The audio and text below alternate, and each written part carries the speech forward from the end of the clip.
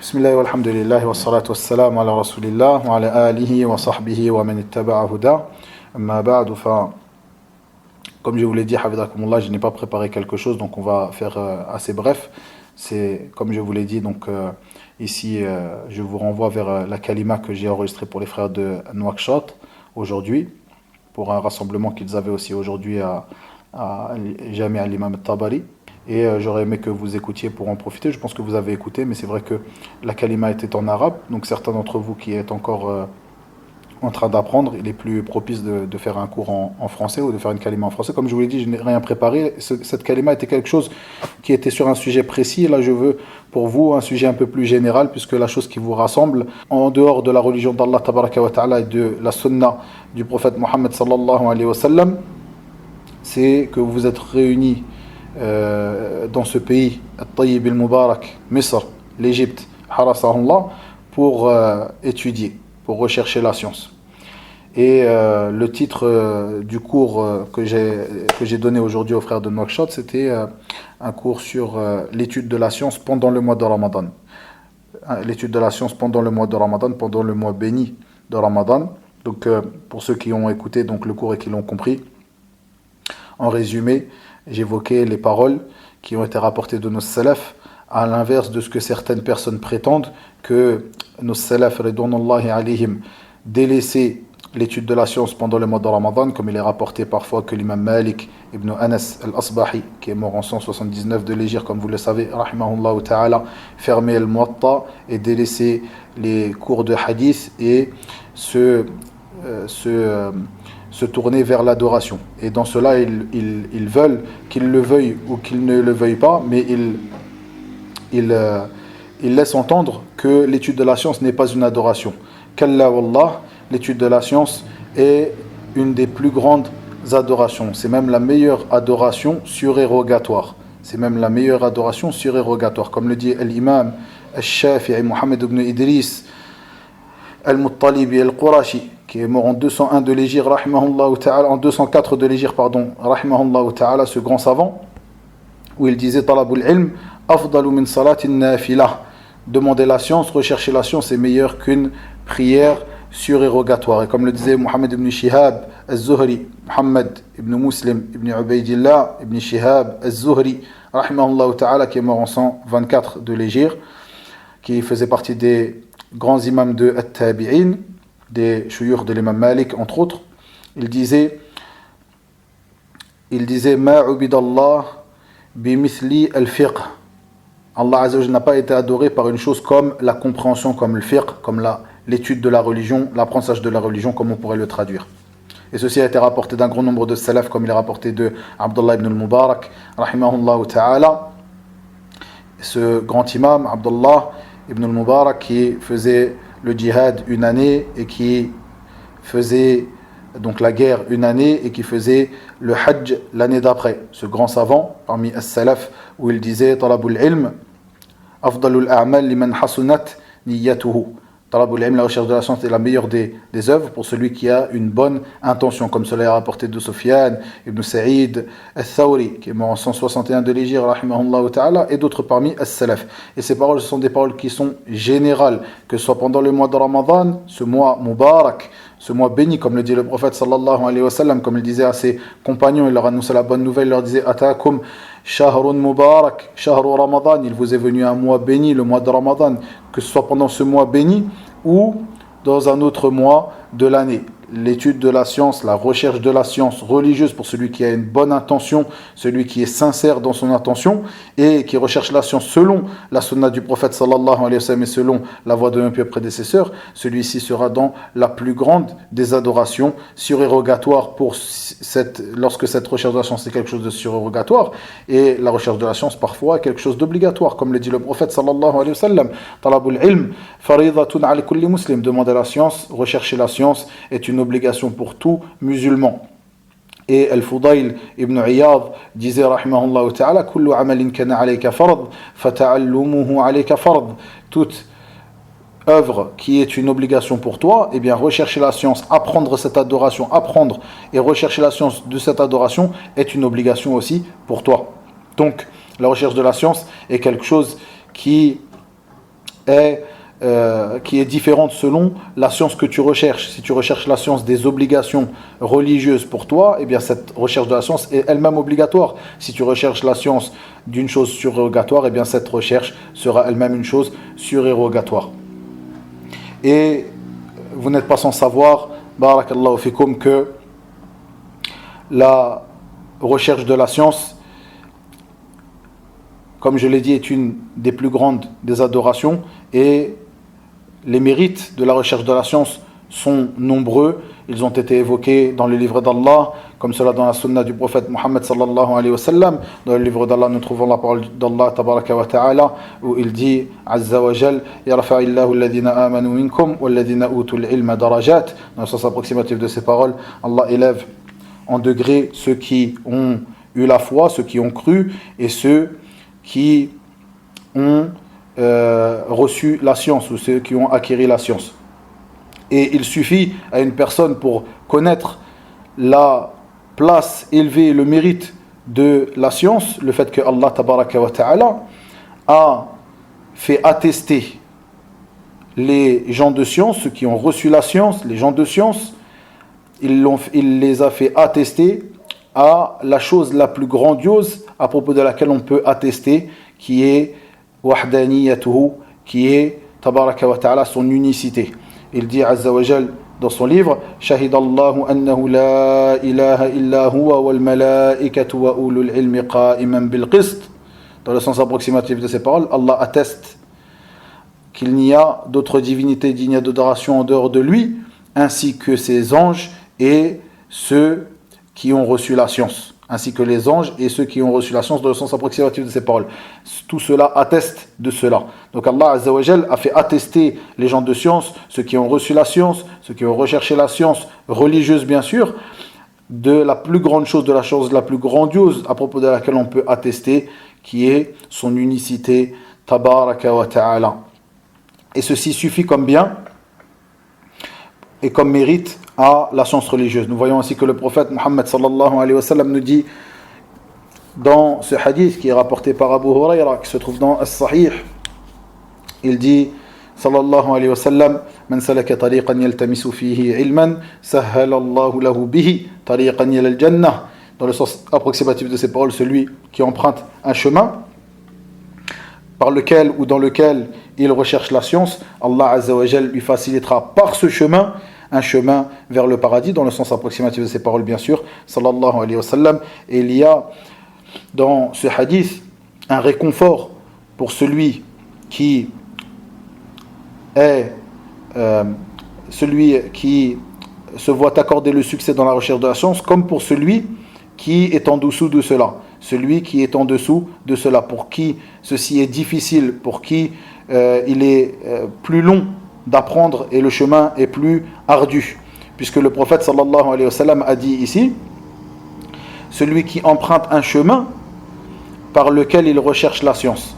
Et il n'a pas dit sallallahu alayhi wa sallam, celui qui atteint tel et tel degré dans la science, celui qui devient un savant, celui qui comprend tout ce qu'il apprend, mais plutôt celui uniquement qui recherche un chemin, qui emprunte un chemin. C'est-à-dire que le simple fait d'emprunter ce chemin vers la science est une cause pour toi que Allah Azza wa Jal te facilite un chemin vers le paradis.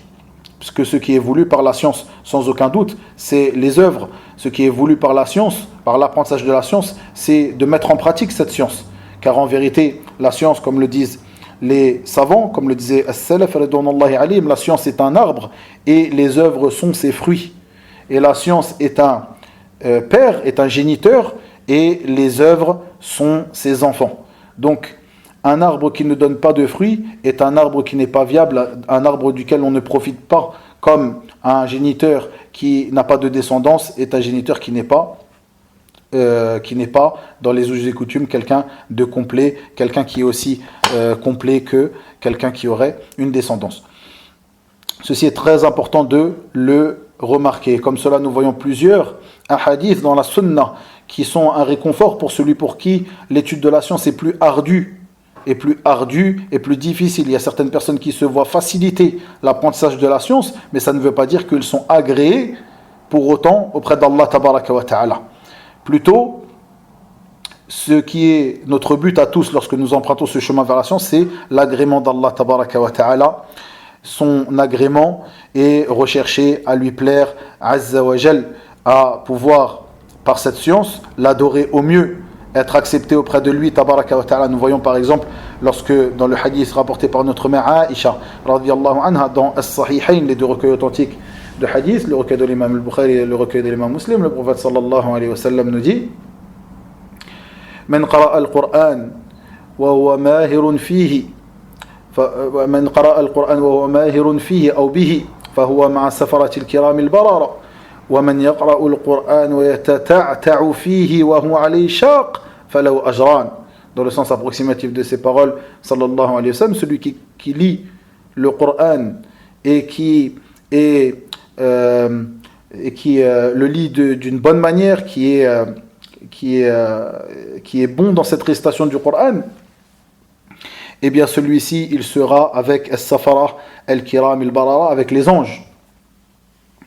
Et celui qui lit le Coran et qui bégaye dans sa lecture et qu'il est difficile pour lui de le lire donc avec ses règles de tajwid, de la bonne manière, de la manière qui est légiférée, eh bien cette personne-là aura 2 récompenses. Vous voyez ici, il y a, même pour celui qui n'arrive pas forcément à mettre en pratique ce qu'il apprend, quelqu'un pour qui c'est difficile, quelqu'un pour qui l'étude de la science est ardue, eh bien, cette personne-là, il y a un réconfort dans tous ces hadiths que ce dernier aura quand même sa récompense auprès d'Allah, et il aura même ici 2 récompenses, comme vous pouvez le voir. Tout cela pour vous mettre en avant, barakallahu fikum, que l'étude de la science est la plus grande des œuvres par laquelle le serviteur se rapproche de son Seigneur, tabaraka wa ta'ala. Et il nous convient à tous de profiter de ce mois béni de Ramadan, ce mois à propos duquel Allah tabaraka wa ta'ala nous dit, lorsqu'il nous expose la sagesse d'avoir légiféré ce mois, ou d'avoir légiféré, le jeûne pendant ce mois. Il nous dit tabaraka wa ta'ala: شهر رمضان الذي أنزل فيه القرآن هدى للناس وبينات من الهدى والفرقان. Il nous dit donc ce mois béni, le mois de Ramadan, dans lequel fut descendu le Coran comme guidé, donc le Coran comme guidé pour les gens. Et dans dans le sens approximatif de ces paroles, dans cet autre verset où il dit tabaraka wa ta'ala, donc c'est ce verset que je visais par ma parole précédente, où Allah Azza wa Jal nous détaille et nous expose dans ce verset la sagesse de la prescription du jeûne pendant le mois de Ramadan. Il dit tabaraka wa ta'ala: ya ayyuhalladhina amanu kutiba alaykumus siyam kama kutiba alal ladhina min qablikum la'allakum tattaqun. Donc, ô vous qui avez cru, dans le sens approximatif de ces paroles, tabaraka wa ta'ala, ô vous qui avez cru, il vous a été prescrit le jeûne, comme il a été prescrit à ceux qui vous ont précédés, ainsi atteindrez-vous la piété. Donc la sagesse de la prescription du jeûne est d'atteindre la piété par ce jeûne. Donc il nous convient à tous de profiter de ce mois béni de Ramadan pour atteindre par ce jeûne la piété. Et il y a, sans aucun doute, comme vous le savez, un lien fort entre la piété at-taqwa, qui est, pour résumer, malgré que les définitions sont nombreuses, mais une définition qui est simple et résumée de at-taqwa, qui est fi'lul ma'murat wa tarkul manhiyat. Donc at-taqwa, la crainte révérentielle, la crainte pieuse, comme on peut le traduire.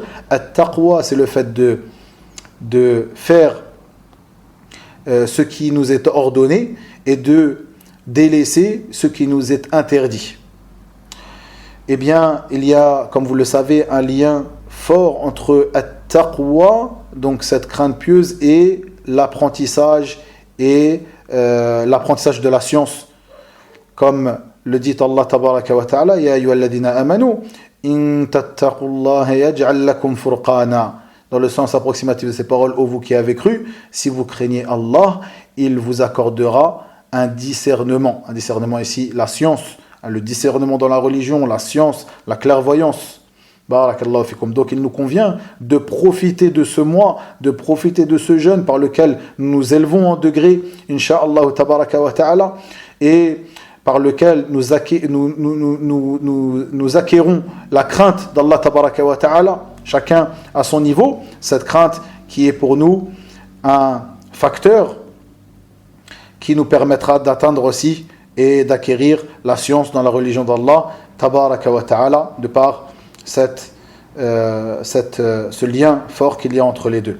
Donc je vous conseille, ainsi qu'à moi, le conseil qu'Allah a fait tabaraka wa ta'ala au premier et au dernier de cette communauté, comme il le dit dans son livre, وَلَقَدْ وَصَّيْنَا الَّذِينَ أُوتُوا الْكِتَابَ مِنْ قَبْلِكُمْ وَإِيَّاكُمْ أَنِ اتَّقُوا اللَّهَ. Dans le sens de ces paroles approximatives, tabaraka wa ta'ala, nous avons recommandé à ceux qui ont reçu le livre avant vous, ainsi qu'à vous, de craindre Allah. Donc là, le conseil, la recommandation de craindre Allah, de la piété, est le conseil qu'Allah Azza wa Jalla a fait au premier de cette communauté et des communautés précédentes comme au dernier. De même, le prophète sallallahu alayhi wa sallam, lors de son sermon d'adieu, ce sermon qui a fait pleurer les yeux, qui a fait couler les larmes et qui a fait trembler les cœurs, comme il est rapporté dans le hadith de l'Irbad ibn Sariya, le prophète sallallahu alayhi wa sallam a ouvert ce conseil lorsqu'ils lui ont demandé, as-sahaba ridwanullahi alayhim, un conseil, une recommandation. Il leur a recommandé la crainte d'Allah tabaraka wa ta'ala. En premier lieu, la crainte d'Allah tabaraka wa ta'ala.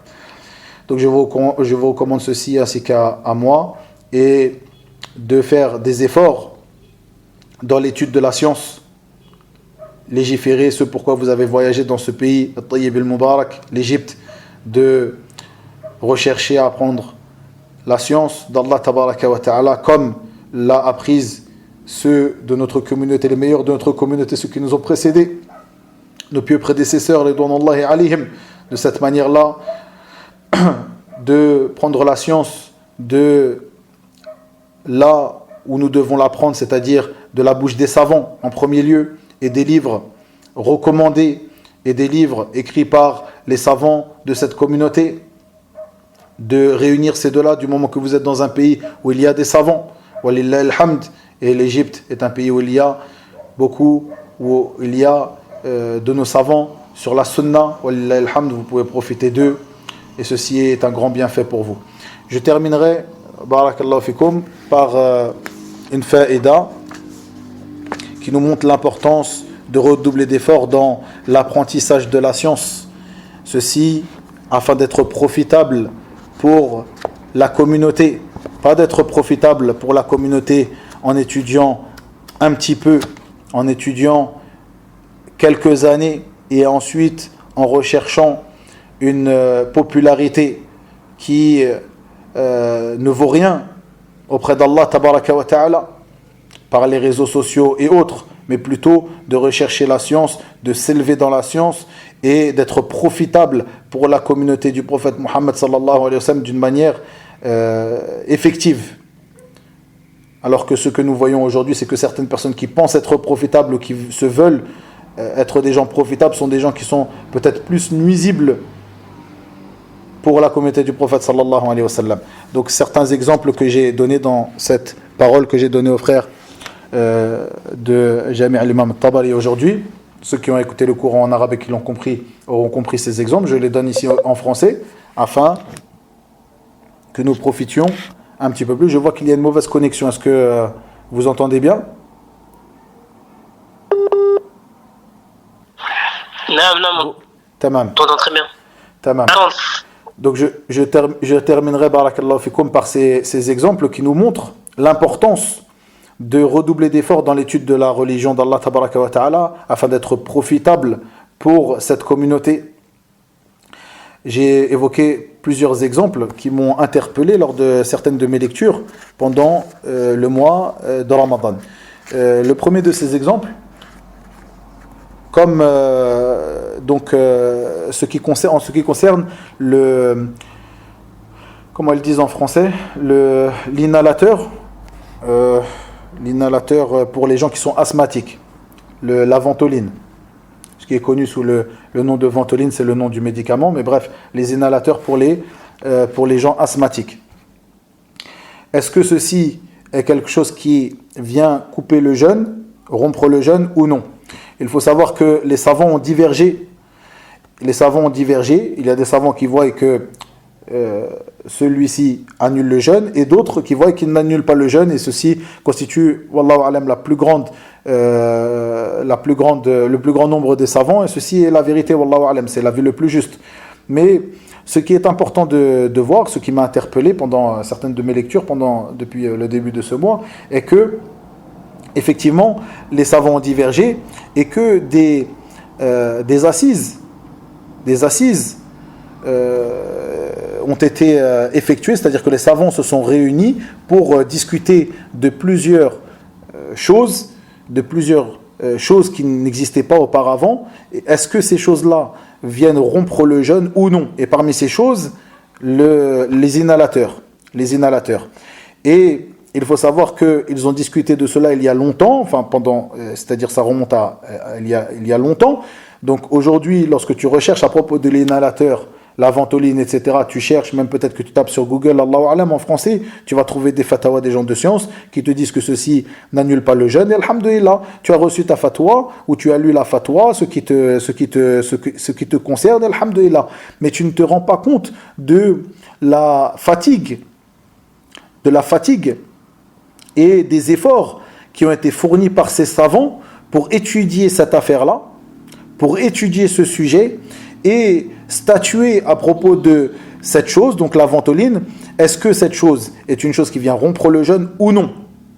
Car c'est quelque chose qui est très important. Le 4e pilier de l'islam. Est-ce que cette chose que les gens utilisent aujourd'hui vient annuler leur jour de jeûne ou non? C'est quelque chose qui est très important. De nos jours, on lit une fatwa rapidement. La plupart des fatwas, si tu vas chercher, alhamdoulilah, c'est l'avis le plus juste. Tu vas voir que la ventoline, eh bien, ça ne rompt pas le jeûne. Alhamdoulilah, tu as reçu ta réponse. C'est quelque chose de très simple. Ou même quelqu'un va te demander dans ta famille, c'est quelque chose que tu as lu il y a longtemps. C'est quelque chose de très simple. C'est quelque chose que tu ne fais pas attention. Tu ne fais pas attention à la fatigue et les efforts qui ont été fournis par les savants à propos de cela. Et donc parmi les choses qui m'ont interpellé, le fait de voir que dans une assise qui s'était déroulée il y a le moment, c'était en 1997 ou 98, je ne sais plus. Donc il y a combien? Donc il y a 27 ans, presque une trentaine d'années, où des fuqaha se sont réunis, l'ulama ou le fuqaha aussi avec des médecins, etc. Ils se sont réunis pour discuter de ces sujets-là et statuer à propos de ces sujets-là. Et parmi ces sujets, la ventoline. Et à la fin de ces assises, ils ont statué de plusieurs choses. Et à la fin de cette assise, on voit qu'ils disent il y a plusieurs choses à propos desquelles on n'a pas pu statuer, puisqu'ils nous demandent d'étudier cela de plus près, de revoir et d'étudier un peu plus ces masaïl. Et parmi ces choses-là, le ventilateur, la ventoline, le bakhar, d'accord, la ventoline, donc cet inhalateur, l'inhalateur, excusez-moi.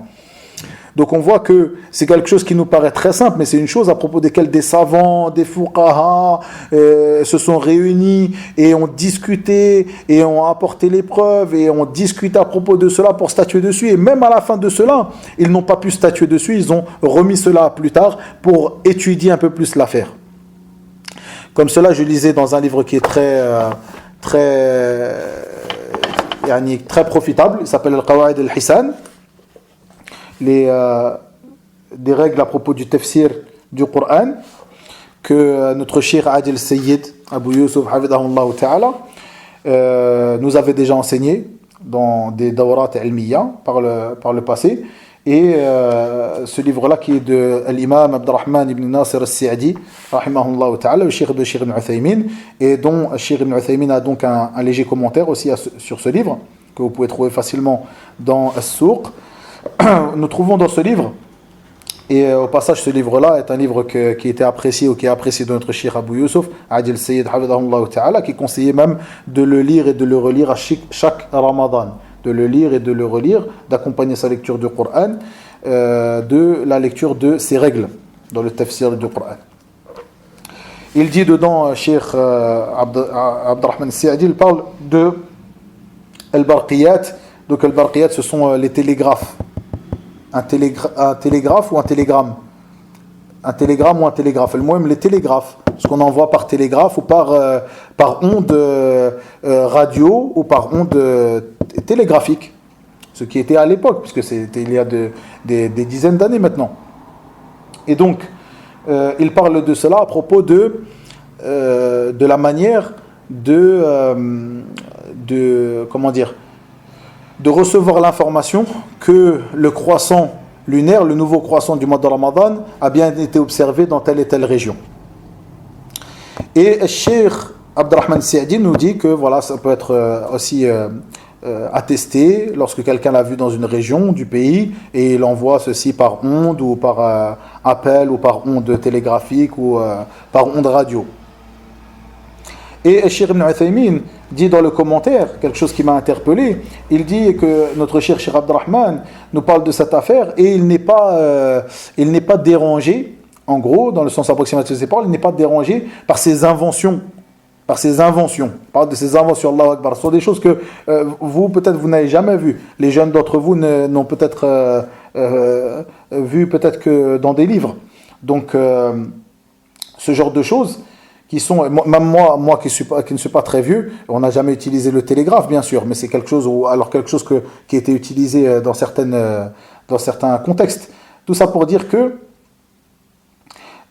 Cheikh Ibn Uthaymin nous dit ici que Cheikh Abdurrahman n'est pas dérangé par ses inventions au moment où certaines personnes à son époque étaient dérangées par ses inventions et jugeaient qu'elles n'étaient pas valides et qu'on ne pouvait pas attester d'avoir vu le nouveau croissant du mois de Ramadan par cette méthode-là, par exemple par les ondes radio, etc., les appels, etc., parce que en fait ça c'était quelque chose à propos de laquelle il ne statuait pas, ou alors il statuait que c'était quelque chose qui était interdit parce qu'en réalité c'était Ash-Shayatin qui rapportait le son, qui rapportait les paroles, etc., donc il n'avait pas confiance en ces choses-là. Alors que pour nous, c'est une chose qui est tout à fait naturel. Et donc on peut voir par cela que éventuellement, effectivement, les savants à cette époque-là ont dû parler et rechercher et se fatiguer et étudier ces sujets-là pour pouvoir juger de leur licéité ou non. Une dernière chose que j'avais rappelée dans cette parole, je vous rappelle cela pour qu'on puisse profiter et qu'on reconnaisse les bienfaits d'Allah tabaraka wa ta'ala sur nous, de trouver toutes ces choses simples devant nous, de reconnaître les bienfaits d'Allah Azza wa Jalla sur nous et en même temps d'estimer les efforts qu'ont fournis nos savants pour nous apporter ces questions et pour étudier ces questions qu'on appelle al-nawazil, al-mustajaddat, al-fiqhiyya, et qui sont des choses qui arrivent dans tous les temps. C'est-à-dire qu'encore aujourd'hui, il y a des nawazil, des mustajaddat fiqhiyya qui sont étudiés par les savants, que peut-être aujourd'hui ils jugent interdites, que demain ils jugeront licites, et vice-versa. Et pareil dans le futur. Donc ça nous montre aussi l'importance d'être assidu dans l'étude de la science afin d'être profitable dans la communauté. Et ceci n'est pas n'est pas impossible pour Allah Azza wa Jalla, n'est pas difficile pour lui de faire que certains d'entre vous sortent de cette étude, des savants de cette communauté, et sont des gens qui statuent sur ces sujets, qui font partie des nawazid, des mustajaddat, et qui sont par cela profitables donc pour l'ensemble de la communauté du prophète Mohammed sallallahu alayhi wa sallam. Donc la dernière des choses que j'avais évoquées, ce qu'on appelle, et en Égypte d'ailleurs ils le disent comme cela, al-Hanafiyya. Al-Hanafiyat, en Égypte ou dans d'autres pays, ce sont les robinets, ce qu'on appelle as-sunbur, sunbur al-ma, sanabir al-miyah. Ils appellent ça al-Hanafiyat dans Ad-Darija. Dans d'autres pays, ils disent robinet. Donc, comme vous le savez, robinet, c'est un mot français, comme par exemple en Mauritanie, on dit robinet. Maintenant, dans certains pays, ou dans beaucoup de pays, ils disent al-Hanafiyat. Pourquoi ils disent al-Hanafiyat? Quelle est la base de cela? Ça a une base historique, dans le sens où les Anglais, lorsqu'ils avaient envahi, ou qu'ils étaient, qu'ils avaient colonisé donc l'Égypte et d'autres pays, avaient obligé les musulmans à rentrer ces robinets dans leurs mosquées, dans plusieurs endroits, dont les mosquées. Donc ce qui a fait que les fuqaha, à l'époque, ont dû étudier ce sujet. Est-ce que ceci est halal ou ce n'est pas halal? Est-ce que c'est licite d'utiliser le hanafiyat ou ce n'est pas licite? Donc, le ce qu'on appelle en fosha, sunbur al-ma. Est-ce que ceci est licite ou non?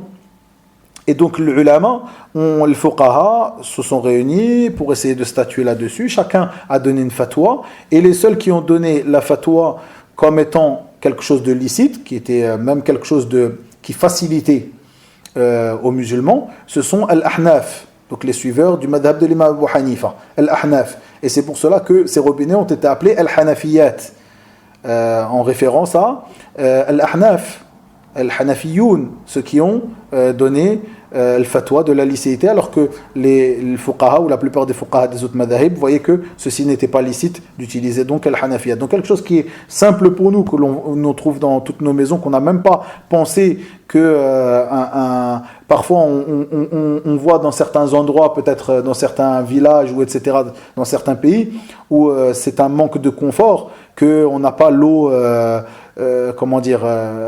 n'a pas l'eau, je ne parle pas même de l'eau courante, ça arrive d'aller au puits, etc., mais je parle même de trouver qu'on n'a pas le confort d'avoir de l'eau chaude. Mais on a quand même les robinets avec de l'eau froide et après on le fait chauffer.